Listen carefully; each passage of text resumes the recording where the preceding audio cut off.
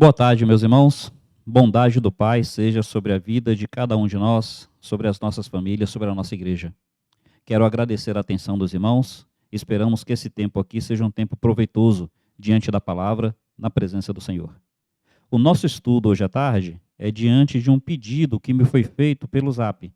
Então, entre as pessoas que nos acompanham, uma delas me pediu para falar sobre eleição, sobre calvinismo. Eu gostaria então de, nessa tarde, trazer um breve resumo, uma introdução, uma noção básica sobre esse assunto e as objeções que eu particularmente teria sobre ele. O que eu gostaria de começar dizendo?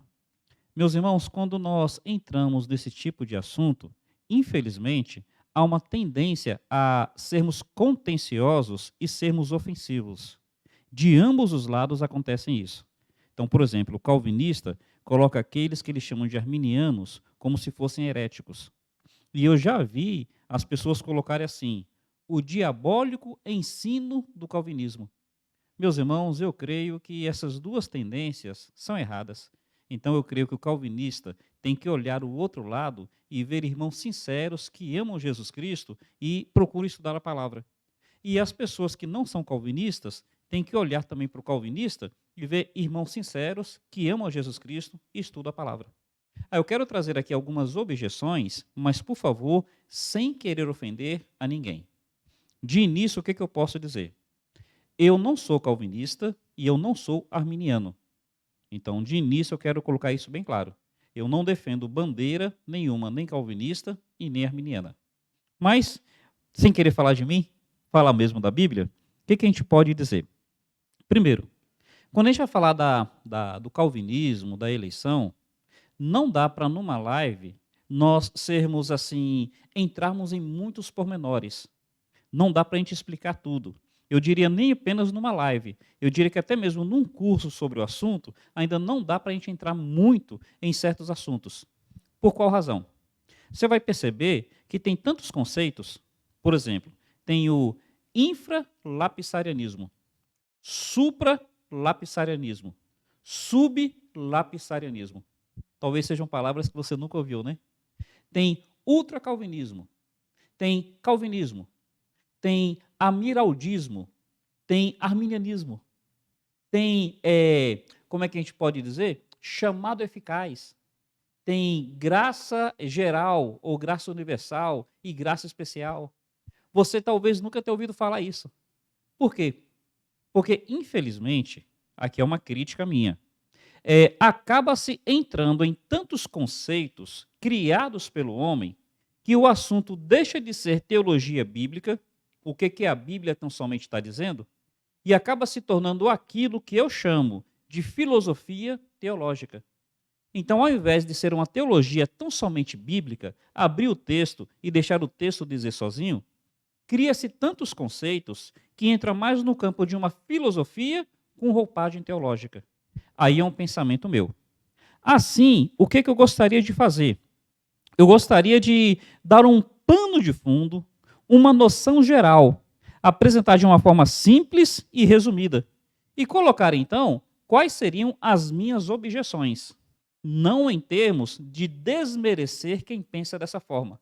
É só em termos de olhar as Escrituras e ver se as Escrituras realmente caminhariam do jeito que está sendo apresentado. Aí veja bem, o que seria o calvinismo? É um conceito que entende que Deus, por motivos que Deus preferiu não revelar, eles falam que é o beneplácito da sua vontade, então eles falam assim, por motivos que Deus preferiu não revelar, então Deus determinou todas as coisas, tanto do tempo quanto da eternidade. Por motivos que Deus preferiu não revelar, ele determinou tudo o que aconteceu, que acontece e que vai acontecer, tanto no tempo quanto na eternidade. De maneira que nada que acontece, nada acontece sem que ele tenha determinado que assim acontecesse. De forma que as pessoas que são salvas, é porque ele soberanamente determinou que elas seriam salvas. E sua graça irresistível as atrai sem que as mesmas tenham algum arbítrio sobre essa decisão. Da mesma forma, as pessoas que se perdem é porque o Senhor determinou que não faria nada para a salvação delas. Perceberam mais ou menos? Aqui é um resumo geral. Algum calvinista vai olhar para esse resumo e pode, assim, querer acrescentar algo. Mas, geralmente, vai ser mais ou menos isso que ele vai dizer. Que Deus, por motivos particulares que ele preferiu não revelar, ele determinou todas as coisas que vão acontecer. De maneira que tudo o que acontece é porque Deus determinou. E assim, as pessoas que são salvas é porque ele determinou na eternidade que era para elas serem salvas. As pessoas que não são salvas é porque ele escolheu não fazer nada pela salvação delas. Aí, basicamente, é este o conceito calvinista. Tem uma ou outra coisa que pode ser acrescentado, mas como eu havia dito, eu quero ser resumido na nossa colocação hoje. Então, acerca dessa determinação para a salvação e para a perdição, acerca dessa determinação, ficaram então dois pensamentos. O primeiro é chamado de calvinismo coerente. O segundo é chamado de calvinismo moderado. Pensa nessas duas palavras. Calvinismo coerente, calvinismo moderado. Baseado em quê? Abre, por favor, a sua Bíblia em Romanos capítulo 9. Romanos capítulo 9. Aqui em Romanos capítulo 9, no versículo 11, geralmente o calvinista ele vai se apoiar muito em Romanos 9. Eu quero dizer para vocês o seguinte, guarde isso que eu vou falar. Não uma crítica calvinista, mas a qualquer outra pessoa. O problema, às vezes, é que a gente adota uma certa lente quando vai ler o texto bíblico. Aí a gente já entra no texto com um certo conceito. Então você olha o texto não a partir do texto, mas a partir da lente que você está usando. Exemplo simples. Se você tiver uma lente cinza, tudo que você enxergar vai ser cinza. Se você tiver uma lente rosa, tudo que você enxergar vai ser rosa.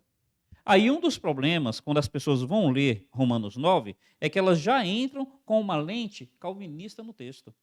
Eu não quero criticar, eu só queria mesmo que a gente expandisse o nosso pensamento. Perfeito? Então olha aqui, ó, Romanos capítulo 9, no versículo 11, Paulo vai dar uma argumentação baseado na escolha que Deus fez sobre Esaú e Jacó. Então olha aqui o versículo 11. E ainda não eram os gêmeos nascidos, nem tinham praticado o bem ou o mal, para que o propósito de Deus quanto à eleição prevalecesse, não por obras, mas por aquele que chama. E aí continua dizendo, já fora dito a ela, o mais velho servirá o mais moço. Como está escrito, amei Jacó, porém aborreci a Esaú. Meus irmãos, baseado nesse texto aqui, Calvino, ele quando começou a interpretar Romanos 9, ele ensinou aqui uma dupla predestinação ativa. É o que foi chamado depois de calvinismo coerente. Esse texto está dizendo que Jacó não havia feito nada.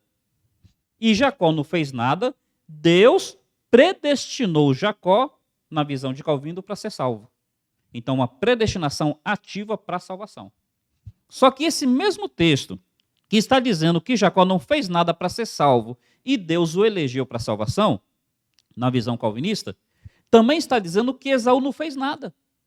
Assim como Jacó não tinha feito nada para ser salvo, Esaú também não fez nada para ser condenado. Aí Calvino, na sua primeira interpretação desse texto, ele seguiu a coerência. Se há uma predestinação ativa para a salvação, no caso de Jacó, o mesmo texto está falando que Deus, sem Esaú fazer nada, o rejeitou. Então, há uma predestinação ativa para a perdição, no caso de Esaú. Entendeu o que foi conhecido como calvinismo coerente? Então, a primeira interpretação que Calvino faz sobre esse texto, ele ensina dessa forma. Que Deus, soberanamente, incondicionalmente, elegeu Jacó para ser salvo, sem que Jacó fizesse nada. E como o mesmo texto também fala da rejeição de Esaú, diz que Deus soberanamente, incondicionalmente, rejeitou Esaú para ir para o inferno. Isso daí se tornou conhecido como calvinismo coerente, e que leva ao que hoje é chamado de ultracalvinismo.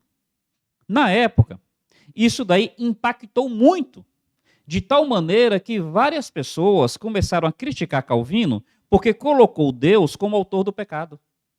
Colocou Deus como aquele que criou o homem ou um grupo de pessoas intencionalmente para irem para o inferno. Aí a crítica foi tão forte, foi tão contundente, e convenhamos, uma crítica lógica, que aí Calvino vai fazer uma reinterpretação desse texto. Então, a dupla predestinação aqui começou a ter o conceito de calvinismo coerente. Não, desculpe, agora de calvinismo moderado. O que se tornou conhecido como calvinismo moderado? Uma predestinação ativa para ser salvo, no caso de Jacó. E uma predestinação passiva para ir para o inferno, no caso de Esaú. Então, Calvino colocou da seguinte maneira, que Deus, ele viu, ele entendeu, ele quis salvar algumas pessoas. E ele agiu ativamente para que essas pessoas fossem salvas. E Deus não quis salvar as outras pessoas. Então ele tão somente deixou as pessoas seguirem a condenação natural da sua perdição. Entendeu? Ativo para ser salvo, passivo para ir para o inferno. Isso daí foi o que Calvino colocou para tentar resolver essa situação, já que, se fosse coerente com o texto, Deus teria intencionalmente, incondicionalmente determinado que as pessoas iriam para o inferno só porque ele decidiu assim, fazendo, segundo a crítica da época, Deus autor do mal. Meus irmãos, percebe por que eu havia dito que às vezes a gente sai um pouco da teologia bíblica e acaba sim sendo uma teologia mais especulativa, mais filosófica? Isso daí foi o que Calvino colocou na época. Aí veja esses dois conceitos. Calvinismo coerente ou calvinismo moderado. Hoje em dia, ensina-se mais o calvinismo moderado. Só que mesmo o calvinismo moderado, se for ser ensinado do jeito que acaba levando à coerência do calvinismo. Que Deus, ele tão somente determinou todas as coisas, determinou que vai para o inferno. Aqui já é opinião minha, tá bom? Aqui já é opinião minha. Como é que a gente entende isso, meus irmãos? Como é que a gente entende esse texto? Lembra aquilo que eu falei? Você já entra no texto com uma certa lente, aí você não consegue ver o texto por ele mesmo, você só enxerga o texto a partir da sua lente. Então, olha só, esse texto de Romanos, e eu queria, por favor, que você tão somente pensasse no texto. Destitui-se daquela lente e veja se o que eu vou dizer tem lógica ou não tem. Esse texto não está falando de salvação individual. Esse texto não está falando de pessoas, está falando de povos. Quando fala aqui, Esaú, não está se referindo ao indivíduo, mas ao povo que Esaú gerou. Quando fala Jacó, não está falando da pessoa de Jacó, mas ao povo que Jacó gerou. Então não está falando de indivíduos e não está falando de salvação. Está falando de povo. Está falando do povo que seria eleito para a aliança. Qual dos dois povos que Deus escolheria para ser o seu povo escolhido? Para ser o seu povo de aliança? Então Deus chamou Abraão. E Deus falou que seria o filho de Abraão. Veio Isaac. Isaac se casa com Rebeca, Rebeca está grávida. Qual dos dois que nasceriam de Rebeca é que seria o povo escolhido, o povo da aliança? Percebeu? Não está falando de indivíduos e de salvação. Está falando de povos e de aliança com esse povo. Vai ser por meio de Esaú que virá a lei? Vai ser por meio de Esaú que virão os profetas? Vai ser por meio de Esaú que virá o sacerdócio? Vai ser por meio de Esaú que virá o Senhor Jesus Cristo? Ou vai ser por meio de Jacó, por meio de Israel, que virão os sacerdotes, os profetas, Moisés, o sacerdócio, Jesus Cristo? Entendeu? Aí você vai dizer assim, Vitor, seu pensamento está até interessante, mas corrobore esse pensamento a partir da Bíblia. E aí a Bíblia tem que responder. Observa que aqui no versículo 13, diz assim, como está escrito. Onde é que isso está escrito? Se você olhar Malaquias capítulo 1, versículos 2 e 3, Deus está falando a Israel, não a Jacó, o indivíduo, mas a Israel, nação. E Deus está falando de Edom, não de Esaú, o indivíduo, mas da nação que Esaú gerou, Edom. E está dizendo, olha, eu escolhi o povo de Israel e eu rejeitei o povo de Edom. Ali está sendo claro, aqui diz como está escrito. E quando você vai ao texto onde está escrito, é claro que se fala do povo. Tanto é que Malaquias foi escrito mais de 1.500 anos depois de Esaú e Jacó terem morrido. Malaquias não escreveu pensando nos indivíduos Esaú e Jacó. Malaquias escreveu pensando nos povos que Esaú e Jacó geraram. Então Deus escolheu Israel para sua aliança e rejeitou Edom, Esaú, como povo de aliança. Não está falando de salvação. Para ser salvo, olha, tanto Jacó quanto Esaú poderiam ser salvos. A salvação de um não impediria a salvação de outro. Mas para ser povo de aliança, só um dos dois poderia ser. Não dava para os dois serem povos de aliança. Ou era Esaú, ou era Jacó. Veja bem, deixa o texto responder a nossa questão. Você observando aqui, o versículo anterior, o verso 12, já fora dito a ela, o mais velho servirá o mais novo. A ela quem? A mãe deles, Rebeca. Olha, como é que a gente interpreta um texto da Bíblia? Você interpreta pelo texto, pelo contexto e pelas passagens paralelas. Viu que aqui está citando passagens paralelas? Olha essa passagem onde Deus fala com Rebeca sobre os filhos. Vai em Gênesis, capítulo 25, verso 23. Rebeca está grávida e ela está tendo um desconforto na sua gravidez. Aí ela fala com Deus. E Deus faz a primeira ultrassonografia da história. Bom, não é ultrassom, né? Mas Deus faz a primeira, como é que a gente pode dizer? Primeira mulher que sabe que vai ter gêmeos e que os gêmeos vão ser meninos. Então Deus revela para ela. O que Deus fala para ela? Deus diz para ela, verso 23, o Senhor lhe disse, 2 nações há no teu ventre. Percebe que a profecia se referia a nações? 2 nações há no teu ventre. 2 povos se dividirão das tuas entranhas. Um povo será mais forte do que o outro, e o maior servirá ao menor. Meus irmãos, a profecia está falando de indivíduos, a profecia está falando dos povos que esses indivíduos gerariam. Então, Romanos 9 não está falando de salvação individual. Romanos 9 está falando de povo de aliança. Tanto é que o texto fala que o maior servirá ao menor, tanto está falando de nação e não de indivíduo, porque se você ler a história de Esaú e de Jacó, Esaú nunca serviu Jacó. O texto fala que o maior serviria ao menor. Se você olhar a história dos dois, Esaú nunca serviu a Jacó. Era Jacó que vivia querendo aquilo que Esaú tinha. Jacó nasce segurando no pé de Esaú. Olha, o menor segurando no pé do maior.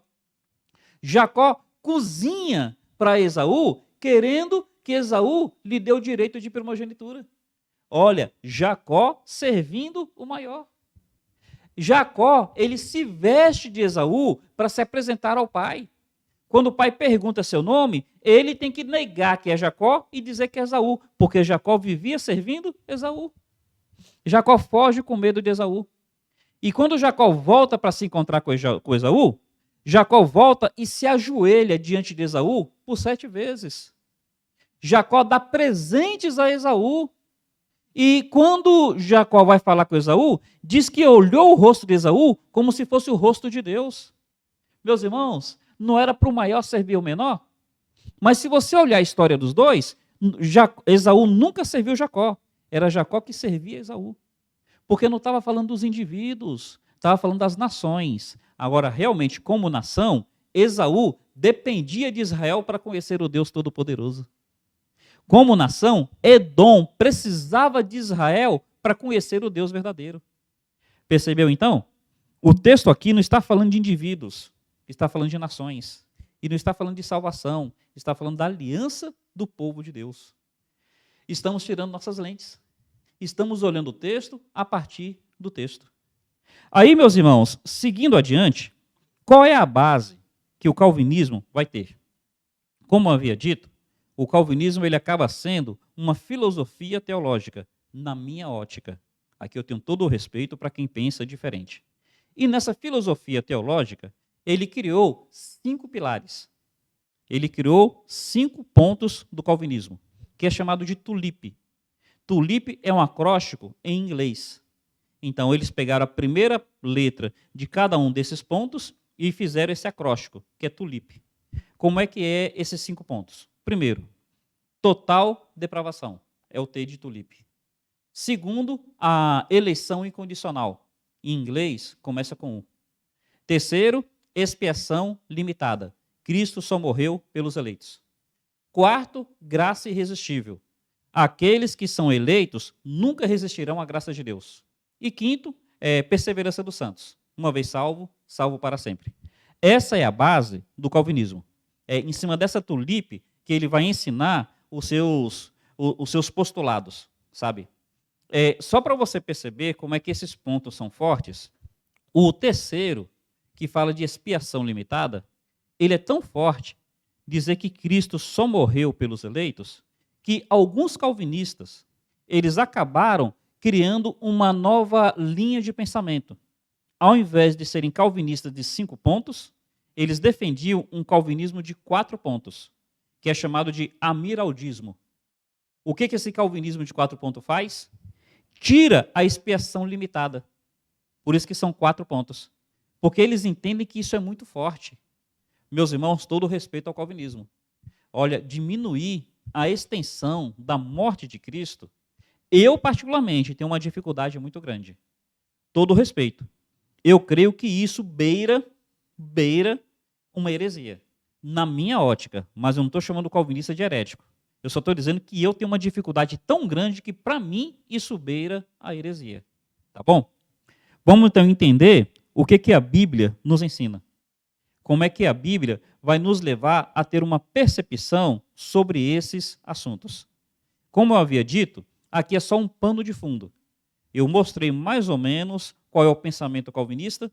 Eu mostrei aqui o que é a diferença do calvinismo coerente para o calvinismo moderado. E eu creio que os 2 calvinismos estão errados, porque Romanos 9 não está falando de salvação individual, está falando de povo de aliança. E eu falei qual é a base do calvinismo, a tulipe. Mas eu quero terminar aqui mostrando algumas perguntas cruciais. Algumas perguntas que farão diferença para a gente perceber que o calvinismo não consegue se sustentar tão facilmente diante de situações bem simples. Então, primeira pergunta, sabe? Quem é que Deus ama para salvar? Primeira pergunta é isso. Quem é que Deus ama? Porque o calvinista vai dizer que o amor salvífico de Deus se volta apenas aos eleitos. A gente pega aquele texto de João, capítulo 3, verso 16, que fala assim: porque Deus amou o mundo. Aí o conceito de mundo ali, eu creio que é claro. Está falando de todas as pessoas. O calvinista vai dizer que ali está falando o mundo dos eleitos. Ele fala, não, quando fala o mundo ali, é o mundo dos eleitos. Sem criticar. Meus irmãos, é tão somente querendo que o texto fale por si só. Nós devemos tomar cuidado. Quando a gente vai colocar um texto, e nesse texto a gente vai fazer um tipo de, como é que a gente pode chamar? Contorcionismo hermenêutico. A gente vai pegar o texto e vai tentar contorcer para caber dentro da nossa teologia. O contorcionismo não faz isso? A pessoa pega e dobra o braço para um lado, a perna para o outro e acaba entrando numa mala ou num baú. Então, assim como tem esse contorcionista, as pessoas acabam fazendo um contorcionismo hermenêutico. Pega o texto e aí acaba dobrando aqui, dobrando ali, colocando isso, tirando aquilo, para caber dentro da sua teologia. Todo o respeito a quem pensa diferente. Mas olha, nós devemos defender o seguinte: a Bíblia, e a partir da Bíblia eu desenvolvo as minhas convicções. e não as minhas convicções, e a partir das minhas convicções eu interpreto a Bíblia. Desse jeito, não. As minhas convicções têm que estar submissas à palavra, e não a palavra tendo que se amoldar às minhas convicções. Então veja, Deus, quando fala que Ele ama o mundo, é apenas os eleitos? Ou Deus ama também aqueles que não são eleitos? Dá uma olhada nesse texto, para mim ele é muito claro. Olha Marcos, capítulo 10, verso 21. Marcos 10, verso 21. Marcos 10, 21 é aquela passagem onde Jesus ele está com um jovem rico. Aquele jovem vem, corre até Jesus e faz a pergunta mais importante de todas: que devo fazer para ser salvo? Quando você vê a narrativa a partir de Lucas, a partir de Mateus, eles descrevem bem, mas eles não falam o detalhe que está na narrativa de Marcos. No capítulo 10, verso 21, fala que Jesus fitando, Jesus olhando para o jovem, o texto fala, Jesus o amou. Jesus amou aquele jovem. Aquele jovem que se retirou sem salvação. Jesus chegou a dizer, é mais fácil passar um camelo pelo fundo da agulha do que pessoas como ele entrarem no reino de Deus. Então, aquele jovem que se retirou triste, porque amava mais as riquezas do que Jesus, porque que estava mais preocupado com os tesouros deste mundo do que com os tesouros eternos. Meus irmãos, ali tem algumas coisas que é para a gente pensar. Eu não queria pegar esse texto para te falar isso, mas, por exemplo, o calvinista vai dizer que o não eleito, ele não busca Deus. Esse jovem buscou. Esse jovem correu até Jesus, se ajoelhou diante de Jesus, preocupado com a vida eterna. Então, em primeiro lugar, isso daí. Mas o ponto principal, o calvinista fala que Deus não ama de forma salvífica o não eleito. Olha, esse rapaz, ele não era salvo. Ele não foi salvo. E o texto fala que Jesus o amou. Aí o calvinista vai ter que fazer duas coisas. Ou aceitar o texto tal qual o texto está e rever alguns posicionamentos, ou vai fazer aquilo que eu acabei de chamar de contorcionismo hermenêutico. Vai tentar contorcer a situação, não, mas não está dizendo isso, não está dizendo aquilo, para se encaixar na sua teologia. Sem criticar, mas é tão somente deixar com que o texto tenha autoridade sobre nós. Em primeiro lugar, nós estamos vendo aqui uma pergunta crucial. A quem está direcionado o amor de Deus? E eu creio, porque a Bíblia diz isso, que o amor de Deus está direcionado a todos os homens. A Bíblia fala que Deus faz vir o sol sobre o justo e injusto. E a Bíblia fala que Deus nos mandou amar até os nossos inimigos. Se Ele manda a gente amar os inimigos, como é que Ele não faz isso? Meus irmãos, o amor de Deus é sobre todos os homens. Uma segunda pergunta. Por quem Cristo morreu? Por quem Cristo morreu? Lembra na tulipe? O terceiro ponto é expiação limitada. E eu falei que esse é um ponto tão forte que há uma linha calvinista chamado amiraldismo, o calvinismo de 4 pontos, que entende que realmente não dá para defender a expiação limitada. Por quem Cristo morreu? Apenas pelos eleitos? Apenas pelos eleitos? Dá uma olhada, por favor, em 1 João, capítulo 2. 1 João, capítulo 2, do versículo 1, João fala assim, filhinhos, digo essas coisas para que não pequeis. O que João está querendo? Que o povo de Deus não peque. Todavia, se alguém pecar, não está perdido. Temos um advogado junto ao Pai, Jesus Cristo, o justo. Ele é a apropriação dos nossos pecados. Aí no verso 2 ele fala, não apenas a apropriação dos nossos pecados, mas do mundo inteiro. Meus irmãos, está dizendo que Jesus é a propiciação do mundo inteiro. Por quem foi que Jesus morreu? No contorcionismo hermenêutico, o calvinista vai dizer que o mundo inteiro aí é o mundo dos eleitos. Veja bem, João está dizendo, olha, ele é a propiciação dos nossos pecados. Nosso aí é quem? A interpretação natural vai dizer que é dos salvos. E ele fala não apenas dos nossos, dos salvos, mas do mundo inteiro. Oh, meus irmãos, deixa o texto falar sozinho. Deixa o texto ter o significado natural das suas palavras. Curiosidade, parênteses. Como é que a gente faz para entender o texto bíblico? você faz basicamente 3 perguntas. Primeira, qual é a intenção do Espírito? O que o Espírito Santo quis dizer com isso? Você vai entender a intenção do Espírito se você entender também a intenção do autor. O que o autor quis dizer com isso? E a terceira pergunta, como os receptores diretos, como os primeiros ouvintes entenderiam esse texto?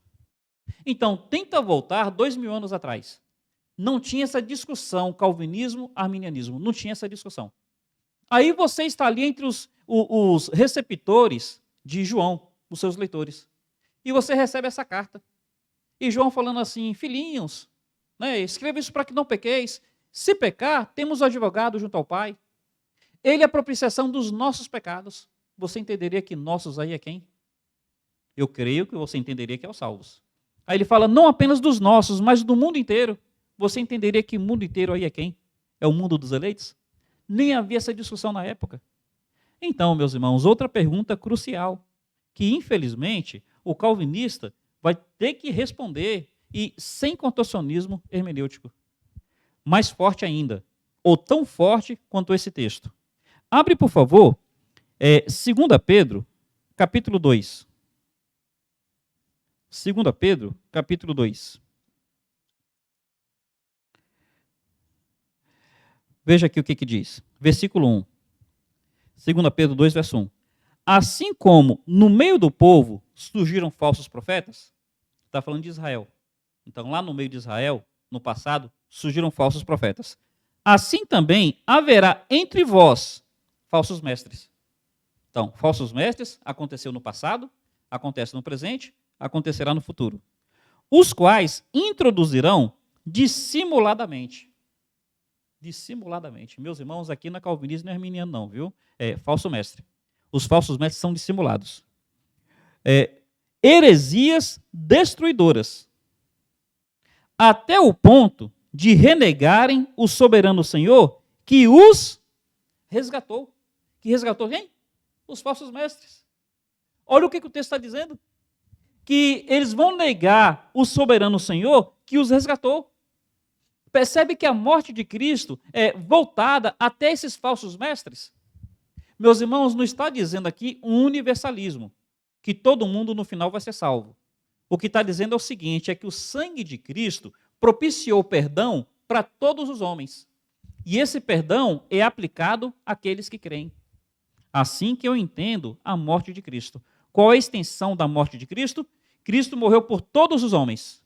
Qual é a aplicação da morte de Cristo? A morte de Cristo é aplicada àqueles que creem. De tal maneira que se uma pessoa vai para o inferno, não é porque o Senhor não quis salvá-la. Não é porque o Senhor não propiciou o meio para salvá-la. Se a pessoa ela vai para o inferno, é porque ou ela nunca ouviu do Evangelho, e como crerão se não houver quem pregue, ou ela nunca ouviu do Evangelho, ou ela ouviu e rejeitou. Então não é porque Cristo não morreu por ela. Aí, meus irmãos, o que esse texto está nos dizendo? Que Cristo morreu por todos, até mesmo pelos hereges. A quem que a morte de Cristo é aplicada? Aqueles que creem. É assim que eu ensino, é assim que eu creio. Uma terceira pergunta. A gente vai caminhar para o final. Uma terceira pergunta.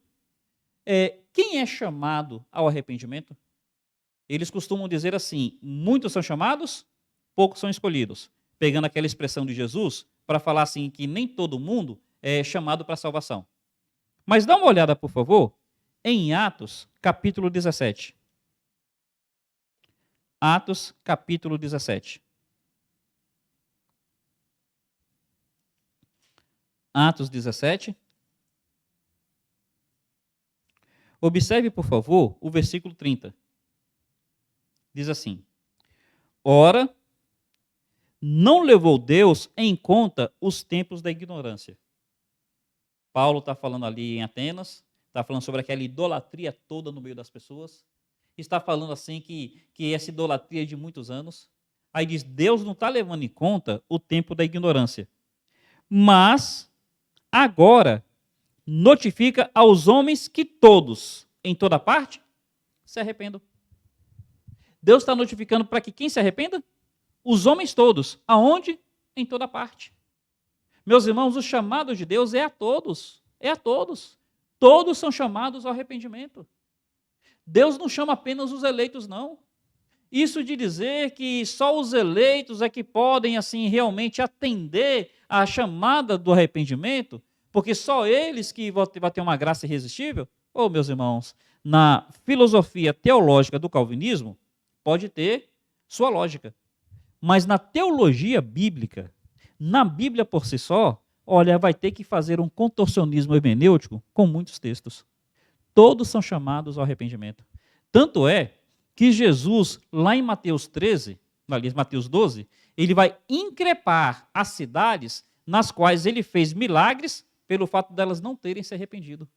Jesus vai dizer, ai de ti, Betsaida, ai de ti, Corazim, se em Tiro e Sidom tivessem os milagres que vocês tiveram, eles teriam se arrependido. Jesus está condenando as cidades porque elas não se arrependeram. Ora, se elas não tivessem condições de se arrepender, por que Jesus iria condená-las? Como é que eu posso condenar um cego porque o cego não enxerga? Não, o cego não enxerga não é porque não quer, é porque não consegue.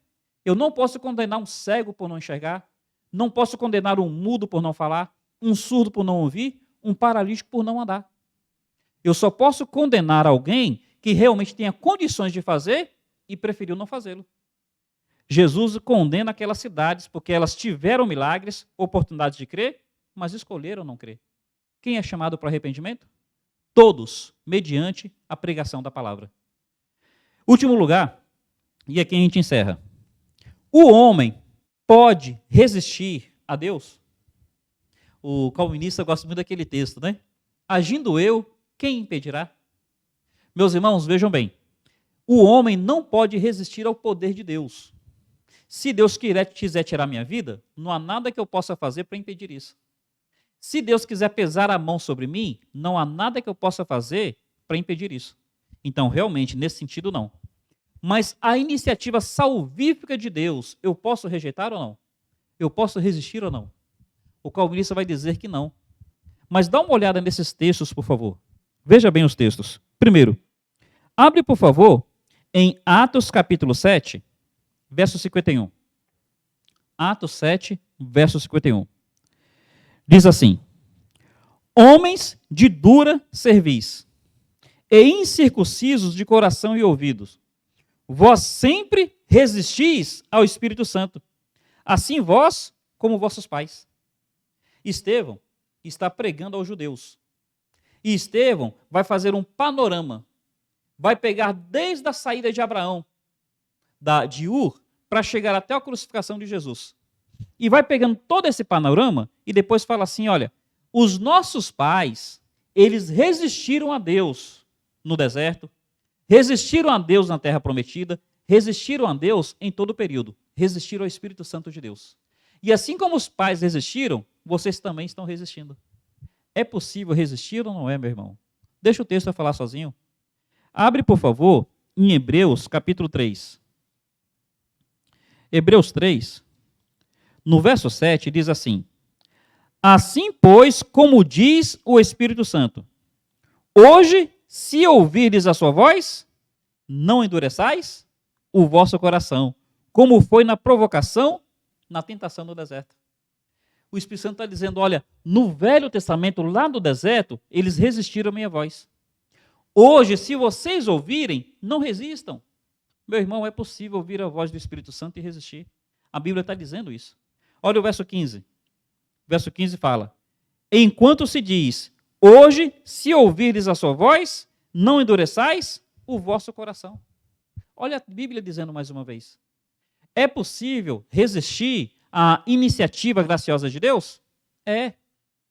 Pastor, me convence com mais um texto.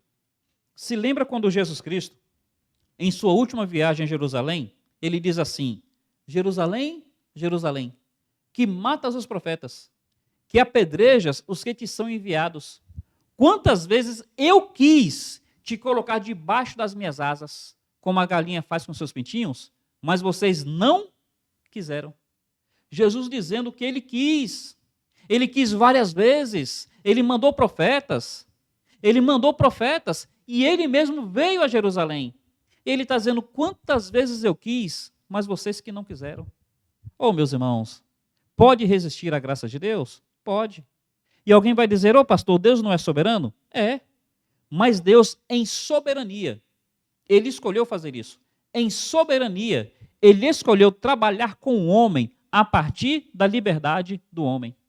E alguém vai dizer, pastor, mas a gente não tem livre-arbítrio. Meus irmãos, o que nós sabemos a partir das Escrituras? Que mediante a pregação da palavra, mediante o evangelho, que é o poder de Deus, é o poder, mediante a pregação da palavra, o homem ele está capacitado a tomar uma decisão livre, para crer ou para rejeitar. O Espírito Santo capacita o homem a tomar uma decisão livre. O Espírito Santo não obriga o homem a crer, o Espírito Santo não impede o homem de crer. Mediante a pregação da palavra, que é o poder de Deus, o homem está capacitado a tomar uma decisão livre, para crer ou para não crer. Alguns vão chamar isso de graça preveniente. Eu não quero entrar em conceitos teológicos. Eu quero dizer o que a Bíblia nos ensina. Aí, meus irmãos, eu vou insistir em dizer, todo respeito aos nossos irmãos calvinistas. Eles amam Jesus Cristo tanto ou até mais do que nós. Todo respeito a eles. Meu pensamento sobre o calvinismo é baseado no que a gente estuda sobre ele e no que a gente vê na palavra. Pastor, o senhor está dizendo que com isso, o que nós devemos defender é o arminianismo? Não, eu também não sou arminiano. O que nós precisamos é nos pautar tão somente nas Escrituras, tão somente na palavra de Deus. A lei é o testemunho, disse Isaías. Se não falarem dessa maneira, jamais verão a luz. Deixa o texto falar por si só. Meus irmãos, espero que nessa tarde tenha sido um tanto elucidativo, tenha sido um tanto esclarecedor. De alguma maneira tenha contribuído ao seu conhecimento bíblico. Que a boa mão do Pai seja com a sua vida. Obrigado pela sua atenção. E assim como esse irmão fez, se você quiser, é só colocar alguma dúvida aí, que nós podemos fazer alguma live pensando na sua dúvida. Que Deus te abençoe. A mão do Pai sobre você. Um carinhoso abraço. Até mais.